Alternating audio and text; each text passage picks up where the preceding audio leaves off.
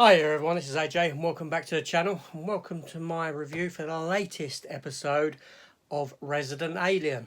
Yes, I know I'm a little bit late. I'll get into that as well.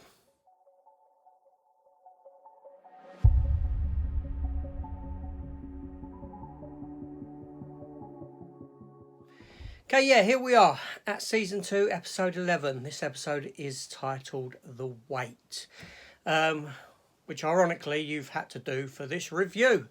Different spelling, obviously. But yes, so why am I late with my review? So I've been away for the past week. I left on Saturday. I came back late yesterday. So I've only got around to catching up with TV stuff today. This being one of them.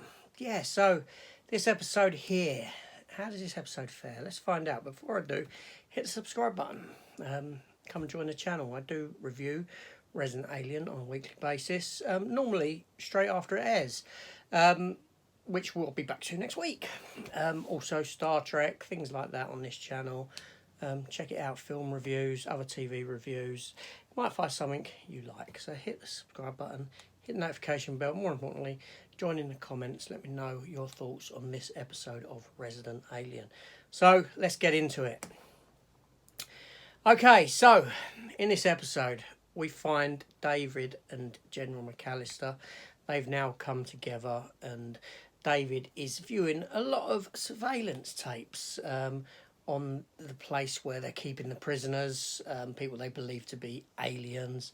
And this leads to General McAllister testing a theory that she has with the alien sphere by pushing Matey off of a cliff edge whilst he's holding the alien sphere.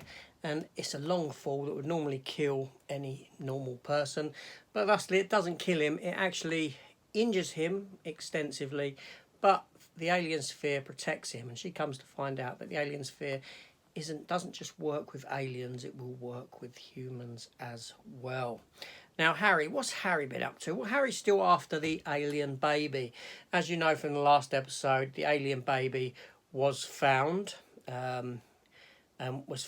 by Sahar, and she's told Max, about it. Ben is the father, Max is the son.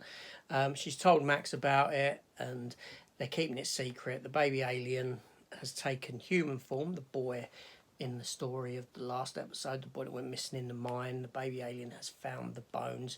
Harry goes into the mine and finds the bones and the skin of the alien and comes to learn that the alien has taken human form, and thusly Harry goes searching the town for the baby alien, someone with small feet, and he enlists the help of Max, and utilises Max to do a lot of his housework so that he can pay him for the information about and help finding the baby alien. There's a lot going on. There's loads going on in this episode, as there is in every episode. The sheriff, they're still investigating that murder. This leads them out into the woods. They go looking, and they almost come across Harry and Ben when Harry and Ben are on their way to the RV where Sahar is with the baby alien. Ben gave in and gave the information to Harry as to where the baby alien is. Max slipped up, and thusly there we go, and they go there. Now this episode is very Harry centric. Asta's pushed a bit more into the background in this episode, although she is continuing with her frustration due to the situations that Harry has been getting her into, and she's having to come to terms with this. And at the same time, Harry learns through Max and Sahar that Harry hasn't been the best of friends towards Asta, and by the end of it, he apologises to her essentially. Ben and Kate, what have they been up to? We come to find that Kate isn't actually pregnant, much to the delight of the both of them. I think they're a bit somewhat concerned about having another child, so they're relieved to find that the pregnancy thing isn't real. Now by the end of the episode, we're left with General McAllister making her way into Patience and into the bar while Harry is sat there with Asta. And she's not noticing them, she's just looking around the bar like you would. obviously because she's in a position where she doesn't know who the alien is, but she knows that the alien isn't in their hold, that the person, the doctor that they thought was the alien isn't the alien, and the alien is still in Patience. So very good episode. I really enjoyed this episode. There was a lot of Harry as the alien in this. A lot of Harry with Max. I don't mind Max as a character, the young boy. I don't mind the stuff with the children at all in this show. They don't grate on me or get on my nerves or anything like that. I can handle it, and I think that Harry plays best off of the children, to be honest, in the way that he treats them, the way that he looks down to them, the way that he talks to them, all very good. Now there's some fantastic Harry moments. The moment where he's calling out for the out to get the dogs to go in a different direction, but then it brings all these birds that start flying into him and all this sort of stuff.